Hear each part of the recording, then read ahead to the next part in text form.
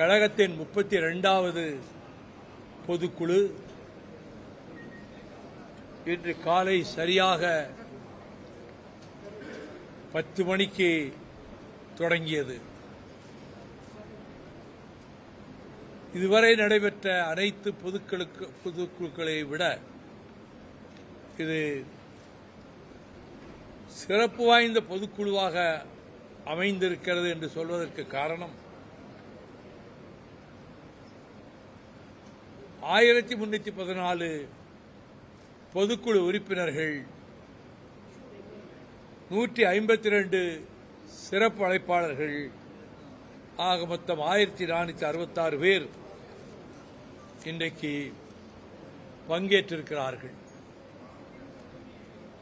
புதிதாக தேர்ந்தெடுக்கப்பட்ட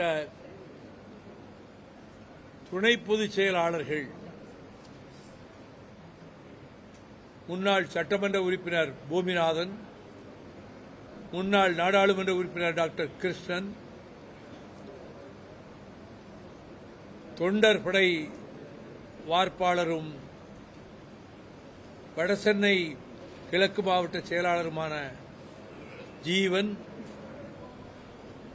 ஏற்கனவே இருக்கின்ற துணை பொதுச் செயலாளர்கள் செஞ்சி AK மணி, டாக்டர் ரோஹயா அவர்களோடு சேர்ந்து இந்த 3 பேரும் இன்றைக்கு புதிதாக தேர்ந்தெடுக்கப்பட்டவர்களாக பொறுப்பேற்றிருக்கிறார்கள். ஆட்சி மன்ற குழு உறுப்பினராக குமரி மாவட்ட செயலாளர் வழக்கறிஞர் வெற்றிவேல் தேர்ந்தெடுக்கப்பட்டார். அவர் ஆட்சி மன்ற குழுவின் செயலாளராக தலைமை கழகத்தால் இன்று நியமிக்கப்பட்டிருக்கிறார். தணிக்கை குழு உறுப்பினராக பொள்ளாச்சி அருகே உள்ள நல்லாம்பள்ளி நாச்சிமுத்து அவர்கள் தேர்ந்தெடுக்கப்பட்டிருக்கிறார். அவரும் இன்று பொறுப்பேற்றுக் கொண்டார். ஒன்றிய செயலாளர்கள் சார்பிலும் நகர செயலாளர்கள் சார்பிலும்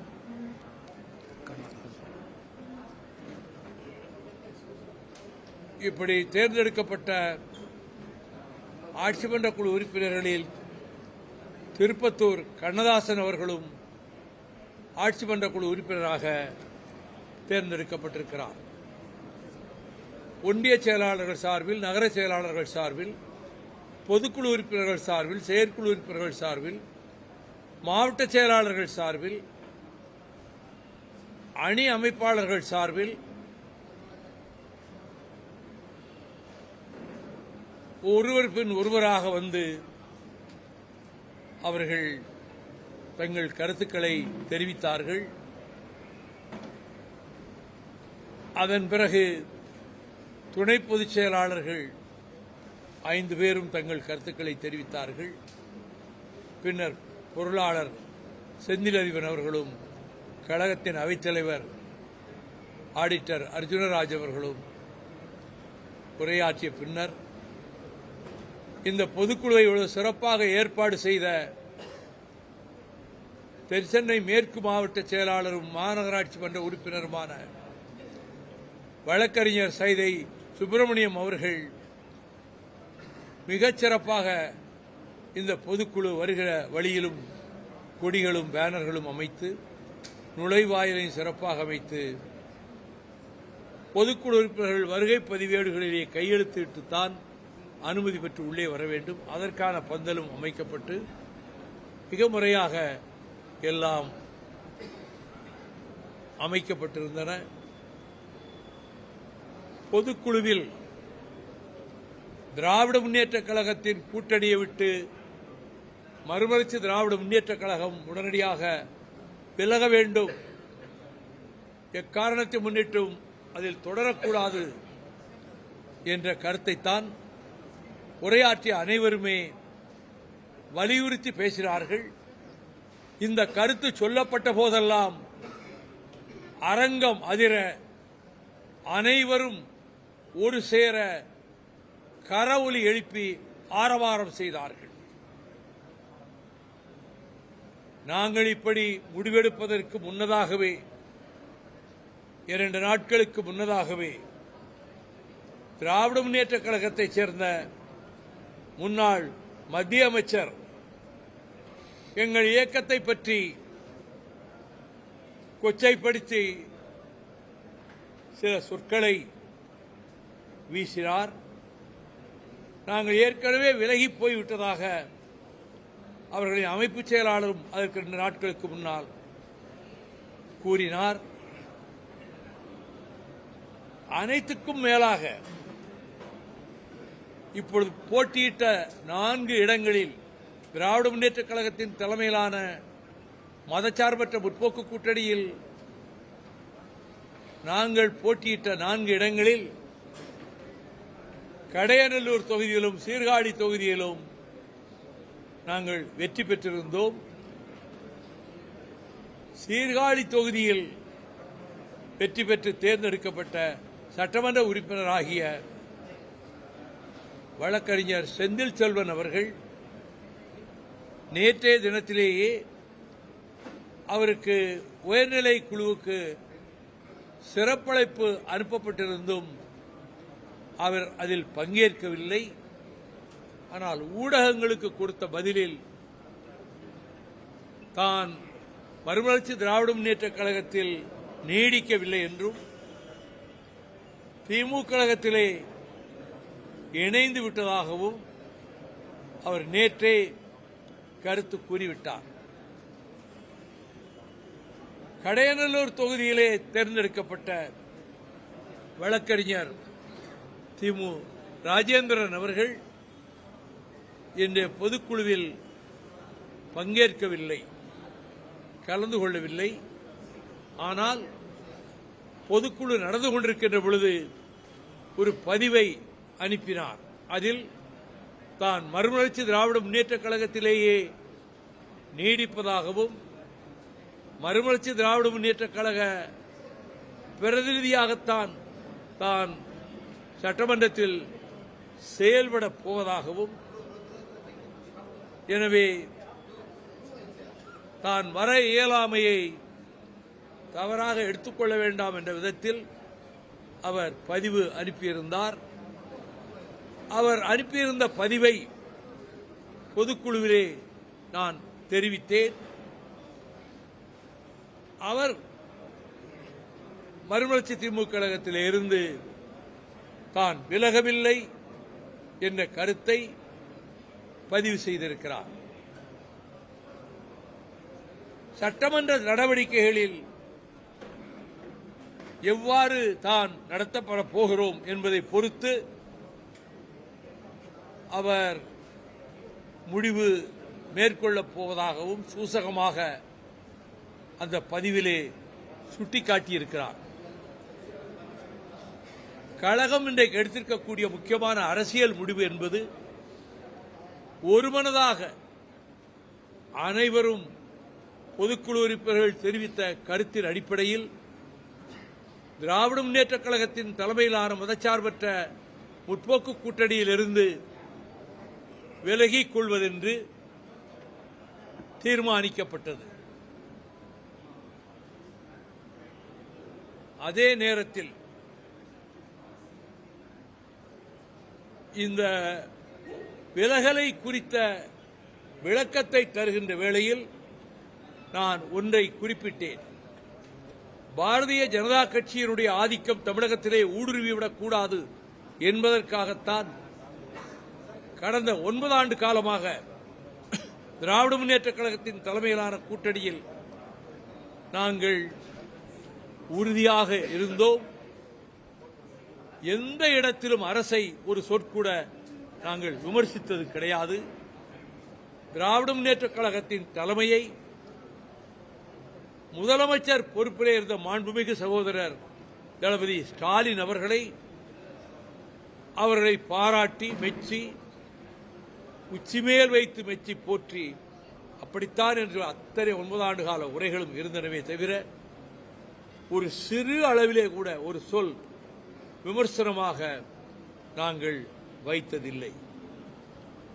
ஆனால் தேர்தல் முடிவுகளுக்கு பிறகு பரவலாக வெளிவந்த செய்திகளில் அனைத்து இந்திய அண்ணா திராவிட முன்னேற்றக் கழகத்தின் ஆட்சி அமைவதற்கு திராவிட முன்னேற்றக் கழகம் ஆதரவு கொடுப்பது என்ற ஒரு நிலைப்பாடு மேற்கொள்ளப்பட்டதாகவும் பின்னர் அண்ணா திராவிட முன்னேற்றக் கழகத்திலும் அதிலே பல சட்டமன்ற உறுப்பினர்கள் எதிர்ப்பு தெரிவித்ததாகவும் சகோதரி கனிமொழி உள்ளிட்டோர் இந்த முடிவை ஏற்கவில்லை என்றும்,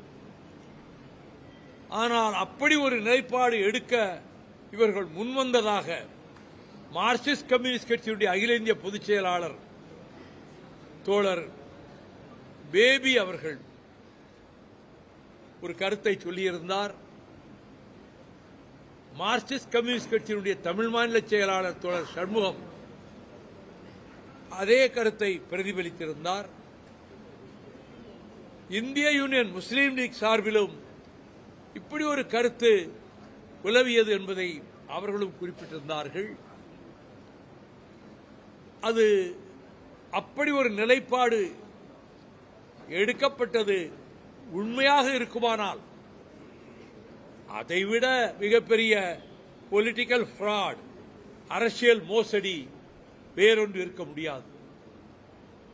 வடதுருவம் தென்துருவமாக இருந்தது மட்டுமல்ல, மக்கள் திலகம் எம்ஜிஆர் தொடங்கிய கட்சி அண்ணா திராவிட முன்னேற்றக் கழகம். அது பல குற்றச்சாட்டுகளுக்கு திராவிட முன்னேற்றக் கழகத்தால் குற்றச்சாட்டுகள் தொடுக்கப்பட்டு அதற்கு பிறகு திராவிட முன்னேற்றக் கழகம் ஆட்சி பொறுப்புக்கு வந்தது. திராவிட முன்னேற்றக் கழகத்தை மிக கடுமையான குற்றச்சாட்டுகள் அதிமுக வைத்தது.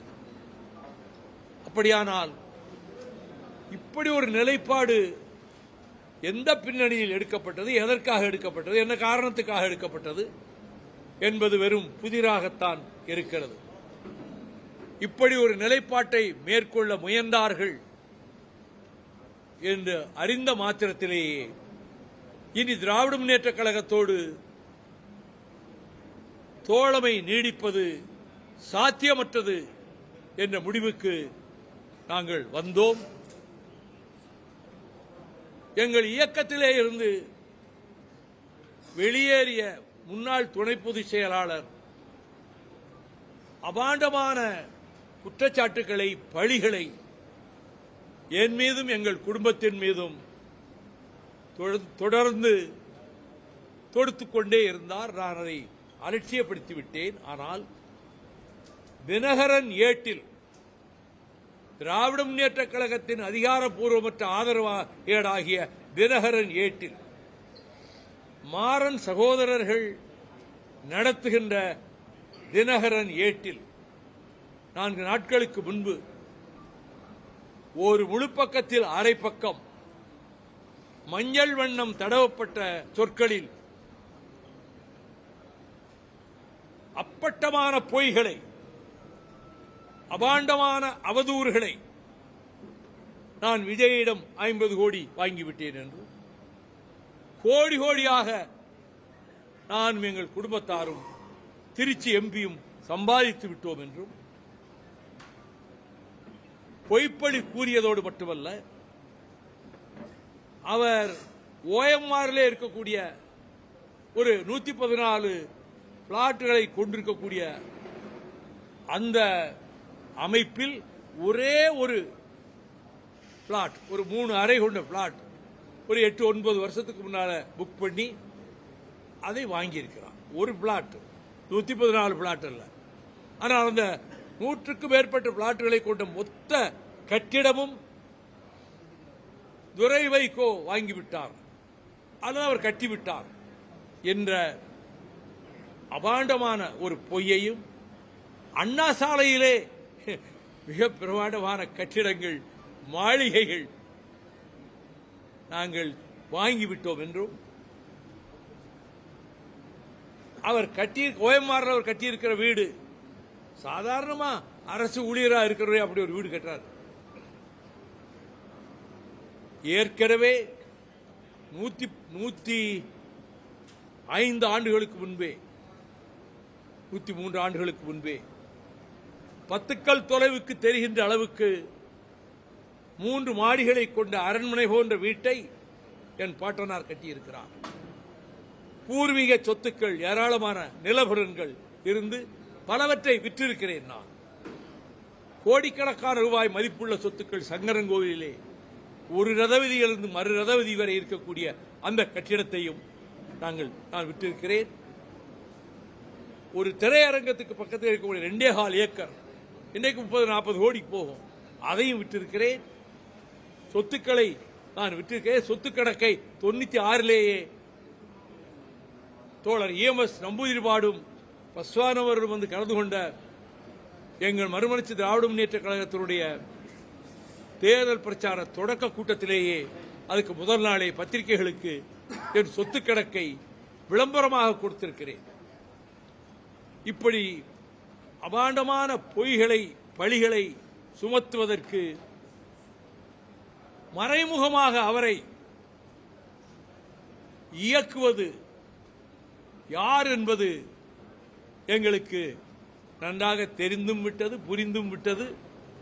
அவர்கள் அவரை பயன்படுத்துகிறார்கள். இப்படி அபாண்டமா பழி சுமத்தி இருக்கிறாரே. தினகரன் பேப்பர்லே பெருசா வந்திருக்கேன் என்று சொன்னா, நான் தினகரன் ஏட்டின் மீதும் இந்த பழி சுமத்திய நபரின் மீதும் டெஃபமேஷன் மானநட்ட வழக்கு தொடுக்க ஆயத்தமாகிக் கொண்டிருக்கிறேன். அது குறித்து வாதங்கள் வரும், ஊடகங்களிலே, தொலைக்காட்சி ஊடகங்களிலே வாதங்கள் வரும். திரும்ப திரும்ப அதை பற்றி தானே பேசுவார்கள். இந்த வழக்கு போடுவதனாலே நமக்கு அவர் சொல்லுகிற பிரச்சனை தானே ஊதி பெரிதாக்குவார்கள் என்று ஒரு சில நண்பர்கள் சொன்னார்கள். எனக்கு அதிலே உடன்பாடில்லை. இதன் மீது சொல்லப்பட்ட குற்றச்சாட்டுகள் பொய், அபாண்டமான அப்பட்டமான பொய் என்கிற போது வழக்கு தொடுப்பதுதானே சரி. இவர் இது உண்மை இல்லைன்னு சொன்னா இவர் கேஸ் போட வேண்டியதானே என்ற கேள்விதான் எழும். ஆகவே வழக்கு தொடுப்பேன். எந்த ஆதாரமும் இன்றி அபாண்டமான வழிகளை அவர் சுமத்துவதற்கு ஊக்குவித்துக் கொண்டிருப்பதிலே பின்னணியிலே ஓரிருவர் இன்னொரு கூடாரத்திலே இருக்கிறார்கள் என்பது நன்றாக நான் உணர்கிறேன். அதை நாங்கள் பெரிதாக எடுத்துக்கொள்ளவில்லை. முன்பு ஜெயலலிதா அவர்களிடம் கோடி கோடியாக பணம் வாங்கிவிட்டேன் என்று ஒரு அபாண்டமான செய்தியை ஒரு தரப்பிலே இருந்து முன்பு பரப்பினார்கள். இவையெல்லாம் ஒரு சதவீதம் கூட உண்மை கிடையாது. I have kept and maintained my honesty and integrity. அதை chief justice of the Madras high court justice Liberhan Sterlite case நடந்துகிட்டு இருக்கும்போது நான் தன்னலத்துக்காக இந்த வழக்கை தொடுக்கவில்லை என்றவுடன் சீஃப் ஜஸ்டிஸ் லிபரான் ஓபன் கோர்ட்ல சொன்னார், there is no need for anybody to vouch for your honesty and integrity which is known to everybody. எல்லோருக்கும் தெரிந்தது உங்கள் நேர்மையும் நாணயமும், அதுக்கு யாரும் நற்சான்றிதழ் வழங்க தேவையில்லை என்று தலைமை நீதிபதியை சொல்லுகிற அளவுக்கு என் பொது வாழ்வில் நேர்மையை, நாணயத்தை நான் கடைபிடித்து வருகிறேன். உலக கோடீஸ்வரர்களில் ஒருவராகிய one of the billionaires of the world, Mr. Anil Agarwal, CMD Vedanta Groups, அவர் கோடி கோடியாக பணத்தை கொட்டி வீசக்கூடியவர் தான். என்னை சந்திப்பதற்கு தலைகீழாக முயன்றார். ஏர்போர்ட் லவுஞ்சிலே என்கிட்ட வந்து விசிட்டிங் கார்டை கொடுத்துட்டு ஒரு 5 மினிட்ஸ் என்கிட்ட பேச முடியுமான்னா, எதுக்குன்னு ஒரு அப்பாயின்மெண்ட் கொடுங்க, உங்களை தனியா வந்து சந்திக்கணும்னா, I will never meet you சொன்னேன். அதுக்கு ஒரு வாரம் கழிச்சு அட்டர்னி ஜெனரல் ஜி ராமசாமி டெல்லியில இருந்து எனக்கு போன் பண்ணி உங்களை பார்க்கறதுக்காகவே நாளைக்கு வர்றேன், எங்க சந்திக்கன்னு கேட்டாரு. எங்க ஹெட் குவார்டர்ஸ்க்கு வாங்க தாயகத்துக்குன்னு சொன்னேன். வந்தாரு, நேரா ஏர்போர்ட் வந்து அங்கதான் வந்தாரு. என்னை பார்க்க அட்டர்னி ஜெனரல் இவ்வளவு சிரமம் எடுத்துக்கிட்டு ஏன் வாரீங்கன்னு கேட்டேன். ஸ்டெர்லைட்டை பற்றி நீங்க ஒரு மிஸ்கன்செப்ஷன் தப்பா புரிஞ்சுட்டு இருக்கீங்க. அதனுடைய சிஎம்டி மிஸ்டர் அகர்வால் உங்களை சந்திக்க விரும்புகிறார். நீங்க எங்க வர சொல்றீங்களோ அங்க வருவார். ஒரு அப்பாயின்மெண்ட் கொடுங்க. அதை உங்ககிட்ட கேட்டுக்கிறதுக்காகத்தான் நான் வந்தேன், சொல்லுவதற்காகத்தான் வந்தேன் என்றார். Mister GR, you have come to a wrong place. தப்பான இடத்துக்கு வந்திருக்கீங்க. நான் ஒரு நாள் சந்திக்க மாட்டேன். நான் ஒரு கிராமத்தை சேர்ந்தவன். பனைமரத்துக்கு அடியிலிருந்து பதினியை குடிச்சா கூட கல்லுன்னு உலகம் சொல்லுவோம். நான் சந்திக்க மாட்டேன்னு சொன்னேன். இதை ரங்கராஜ் பாண்டே 2-3 இன்டர்வியூல சொல்லியிருக்கார்.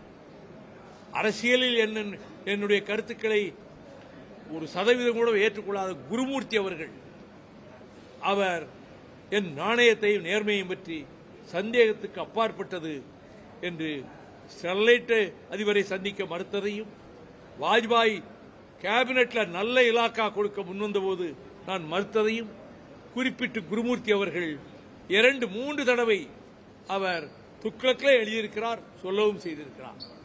இது எதுக்காக சொல்றேன்னு சொன்னா, அவர்கள் சர்டிபிகேட் கொடுக்கலன்னாலும் என்னுடைய ஆனஸ்டிங்கிறத நான் மெயின்டைன் பண்ணிட்டு வரேன்.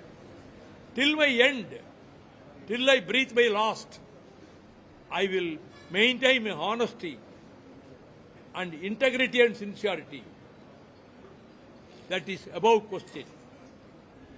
ஆனால் இந்த குற்றச்சாட்டுகளுக்கெல்லாம் பதில் சொல்வதற்காகத்தான் இந்த பொதுக்குழுவிலே சில விளக்கங்களை கொடுக்க நேர்ந்தது.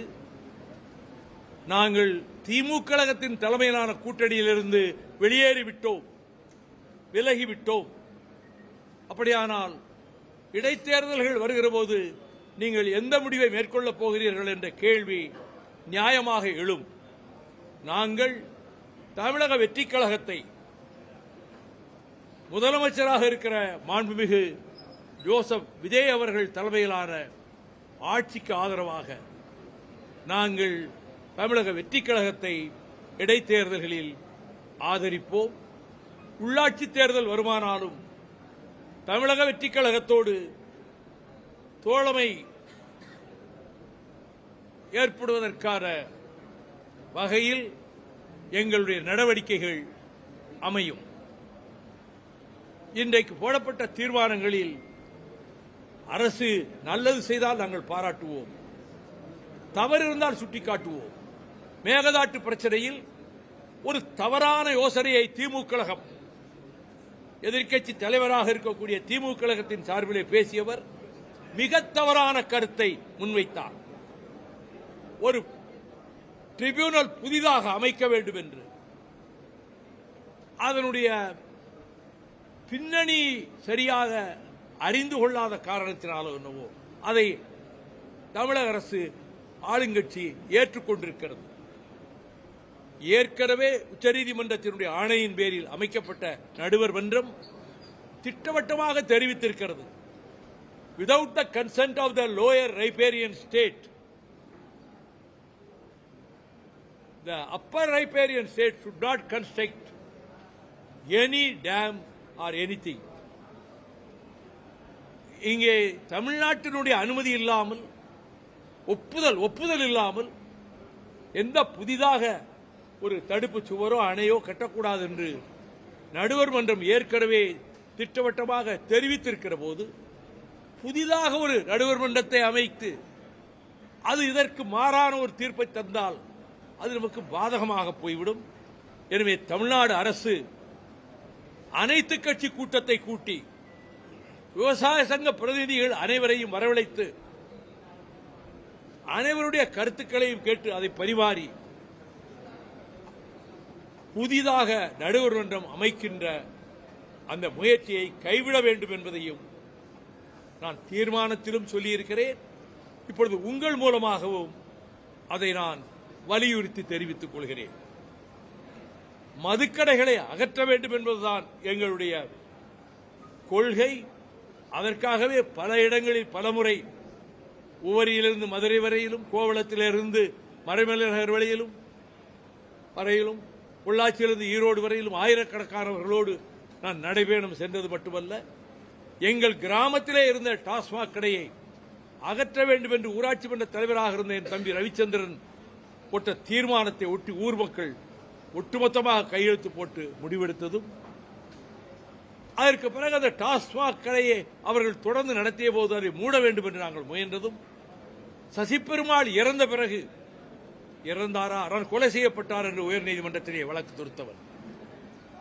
எங்கள் கிராமத்தில் என்னுடைய தாயார் ஆயிரக்கணக்கானவர்களை திரட்டிக் கொண்டு ஒரு நாள் முழுக்க உண்ணாவிரதம் இருந்தார். அதனாலேயே 2-3 மாதத்திலே அவர் உயிர் துறக்கவும் நேரிட்டது.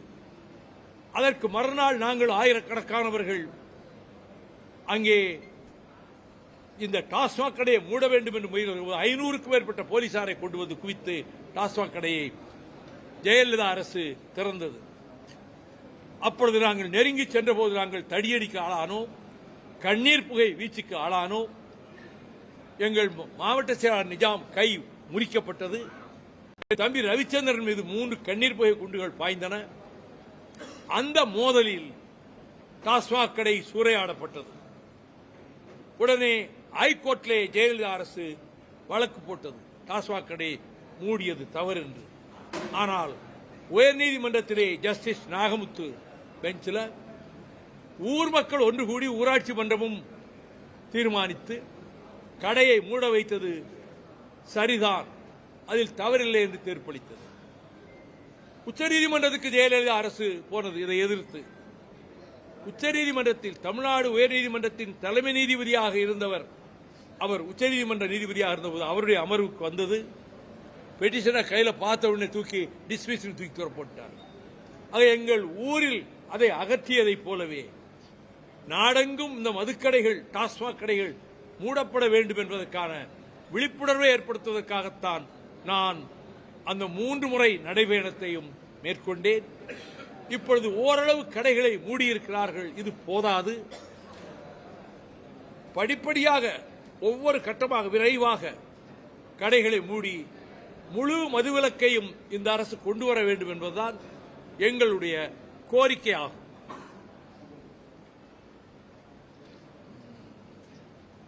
துப்புரவு பணியாளர்களை ஒப்பந்தக்காரர்கள் மூலம் நியமிக்கின்ற முறை அகற்றப்பட வேண்டும் என்று நாங்கள் கோரி வந்தோம். அரசு அந்த கருத்தை ஏற்றுக்கொண்டிருப்பதாக எனக்கு செய்தி கிடைத்திருக்கிறது. அப்படியானால் அது வரவேற்கத்தக்க முடிவு. ஒப்பந்தக்காரர்கள் மூலம் கொடுக்கக்கூடாது என்பதுதான் எங்களுடைய நிலைப்பாடு. நீங்க கேட்கறதை கேளுங்க.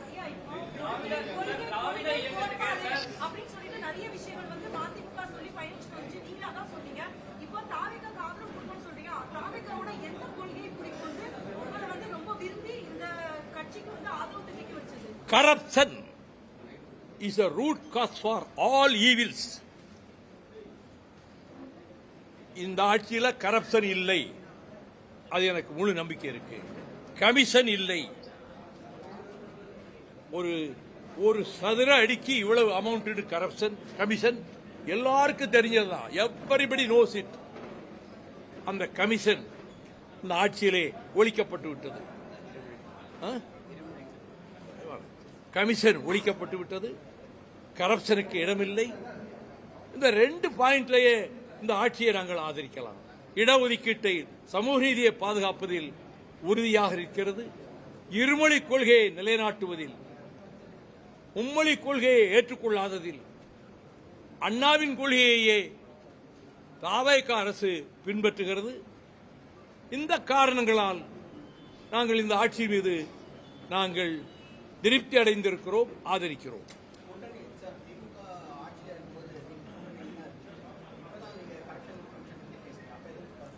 என்னங்க, நான் ஒரு வார்த்தை சொன்னா 100 மடங்கு ஊதி பெரிதாக்கி இவருக்கு இதே வேலைன்னு அட்டாக் பண்றதுக்கு உங்க பத்திரிகைகளும் ஊடகங்களும் தயாரா இருக்குங்கிறது அனுபவத்தில் பார்த்திருக்கேன். அதனாலதான் நான் விமர்சிக்கல. எங்களை மேல கொத்தி தீக்கிறதுக்கு, கொத்தி புராண்டதுக்கு ஊடகங்களும் மாலை நேர அந்த விவாதங்களும் தொலைக்காட்சிகளில் நாங்கள் தமிழ்நாட்டு வாழ்வாதாரங்களை காப்பாற்றுவதற்கு, முல்லைப் பெரியார் பென்னிக்குக் அணையை பாதுகாத்து கொடுத்ததற்கு, நீட்டினோ 16 வருஷமா வரவிடாமல் தடுத்ததற்கு, நெய்வேலி நிலக்கரி நிறுவனம் தனியார்களும் போக விடாமல் வாஜ்பாய் கடைசியிலே வாதாடி மீட்டு கொடுத்ததற்கு, பெரியார் மையம் இடிக்கப்பட்ட போது பதிலுக்கு இடம் வாங்கி தந்ததற்கு, ஏதாவது ஒரு பிரச்சனையில எந்த விவாதத்திலாவது மறுமலர்ச்சி திராவிட முன்னேற்ற கழகம் தமிழ்நாட்டுக்கு வாழ்வாதாரங்களை காப்பாற்ற எந்த கட்சியும் செய்யாததை மறுமலர்ச்சி திராவிட முன்னேற்ற கழகம் செய்து சாதித்து காட்டியிருக்கிறது என்பதை ஒரு சொல், ஒரு வார்த்தை, ஒரு வரி எந்த தொலைக்காட்சி வாதத்திலாவது யாராவது பேசியிருப்பார்களா?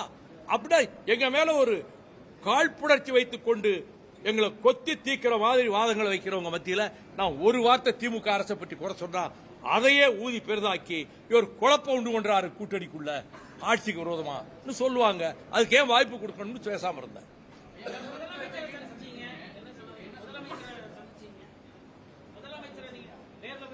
ஆமா, சந்திச்சேன்.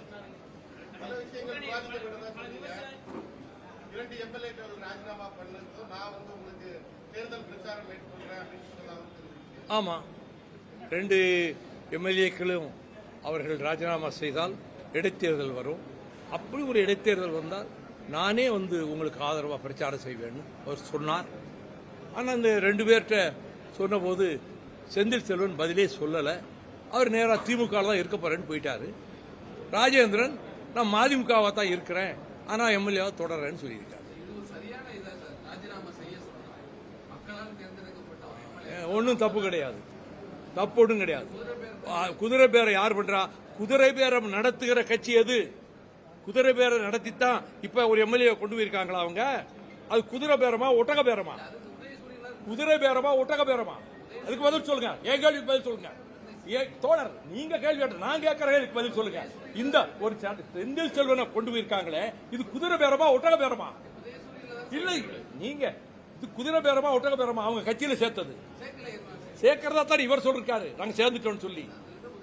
அது நீங்க திமுகவுக்கு வக்காலத்து வாங்கணுங்கிறதுக்காக கேட்கிற கேள்விக்கெல்லாம் நான் பதில் சொல்ல முடியாது. அதற்கெல்லாம் நான் பதில் சொல்ல தயாராக இல்லை. இல்ல இல்ல, நான் பதில் சொல்ல வேண்டிய அவசியம் இல்லை. உங்களுக்கு நான் பதில் சொல்ல வேண்டிய அவசியம் இல்லை. இல்லை, நீங்க என்ன நோக்கத்தோட கேட்கறீங்கன்னு தெரியும்.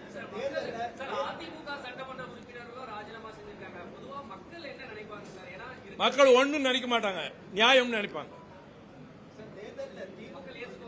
ஏத்துக்கிடுவாங்க.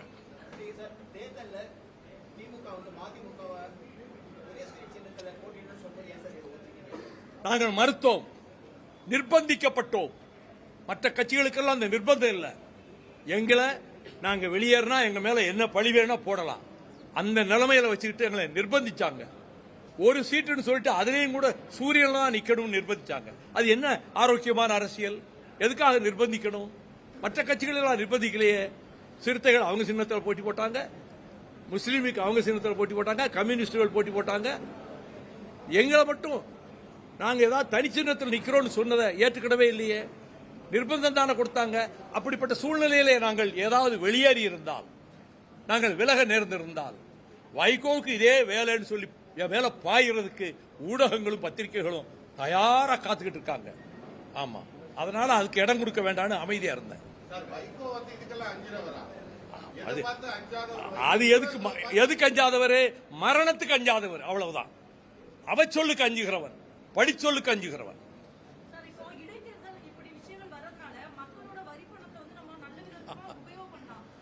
மக்கள் வரிப்பணத்தை அரசு என்ன பாடுபடுத்துச்சு?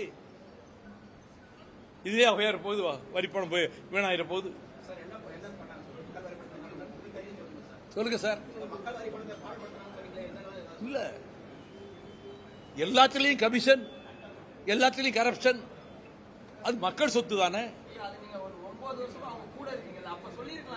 அதுக்கு தான் இப்ப பதில் சொன்னேன்ல. ஒரு வார்த்தை சொல்லி இருந்தாலும் எங்களை போட்டு பிராண்டதுக்கு பல பேர் காத்துக்கிட்டு இருக்காங்கல்ல, எங்க மேல பழி போடுறதுக்கு. அதனால பேசாம இருந்தோம். அதெல்லாம் இல்ல, அதெல்லாம் இல்ல. சொன்னா மற்றவங்களெல்லாம் விட்டுருவாங்க, எங்களை மட்டும் தனிமைப்படுத்தி அட்டாக் பண்ணுவாங்க. மற்ற கட்சிகள் என்ன வேணா பேசட்டும், ஏதாவது நீங்க விமர்சிக்கிறீங்களா? அவங்க என்ன நிலைப்பாடு எடுத்தாலும் எம்டிஎம்கேனா உங்களுக்கு கிள்ளுக்கிறேன்.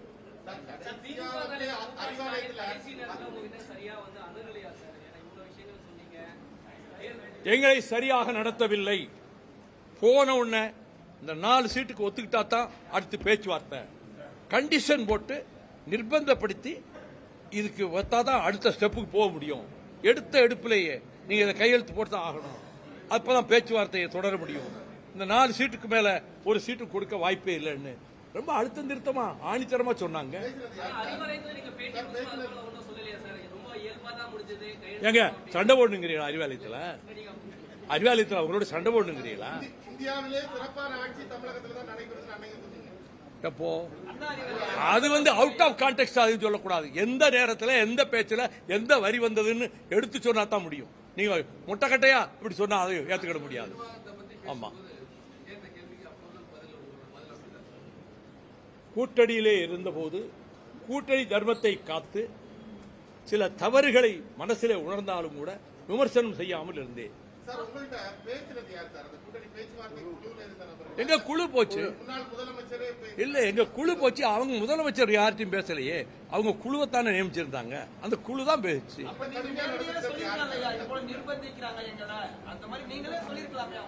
சொல்லல, விடுங்க, சொல்லல, அவ்வளவுதான், சொல்லல.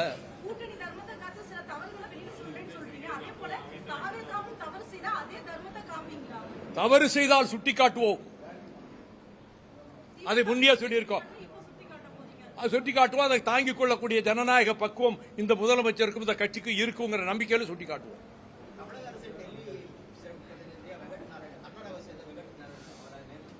அது பற்றி எந்த கருத்தும் சொல்ல நான் விரும்பவில்லை. I don't want to make any comment on that. I don't want to make any comment on that issue.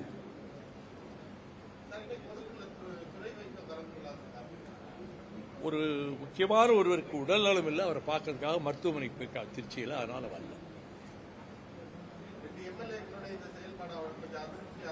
அதெல்லாம் ஒன்றும் இல்லை, எதுக்கு அதுக்கு சம்பந்தம் இல்லை. எங்க இல்லை, வாய்ப்பே இல்லை.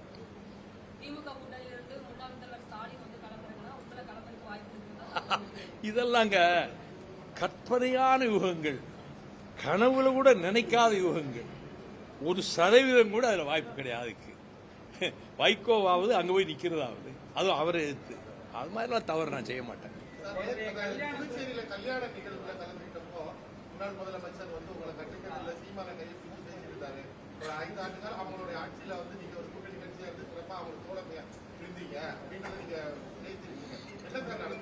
ஒண்ணு நடக்கும். பொதுக்குழுவில் பேசுற எல்லாத்துக்கும் பதவுரை, பொழிப்புரை, விளக்க உரையெல்லாம் பத்திரிகையாளர்கிட்ட கொடுக்க முடியாது.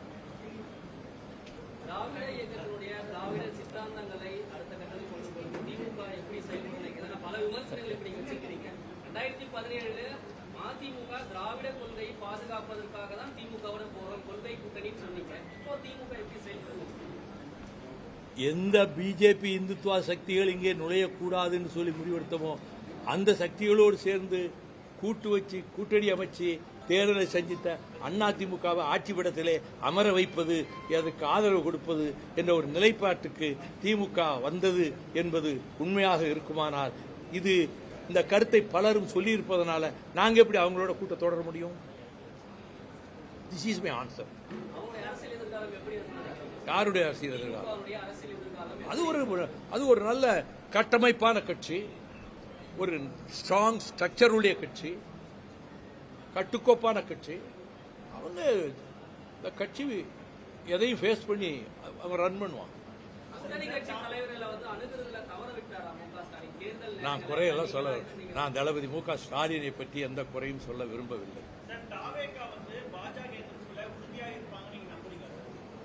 நம்புகிற வரைக்கும் ஆதரிச்சுக்கிட்டு இருப்போம், மாறுபட்டு போனா எதிர்ப்போம்.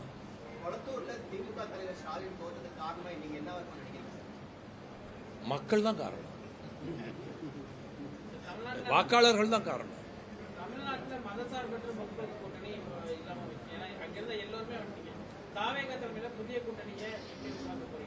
நான் உருவாக்க போறது இல்லையே, நான் அப்படி சொல்லவும் இல்லையே. அப்படி ஒரு கூட்டணி அமைக்க போறோம். ஐ ஆம் எ ஸ்மால் மேன். அப்படியெல்லாம் நினைக்கிற அளவுக்கு நான் பெரிய ஆள் கிடையாது.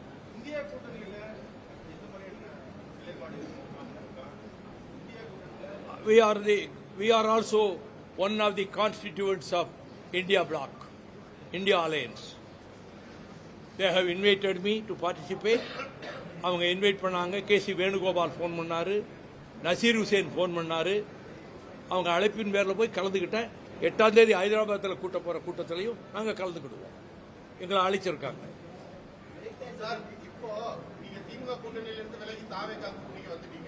தாவேகா கூட்டணியிலும் அதிக அளவுல கட்சிகள் இருக்கு. வரக்கூடிய தேர்தல் காலங்களில் உங்களுக்கான பிரதிநிதித்துவம் கரெக்டா கிடைக்கும் நினைக்கிறீங்க? ஏங்க எக்கையோ உள்ள வியூகங்களுக்கு இப்ப போறீங்க? நாளை நடப்பதை யார் அறிவார்? அதை இப்ப இன்னைக்கு சொல்லணும்.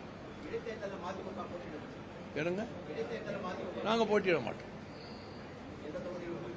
நாங்கள் போட்டியிட மாட்டோம்.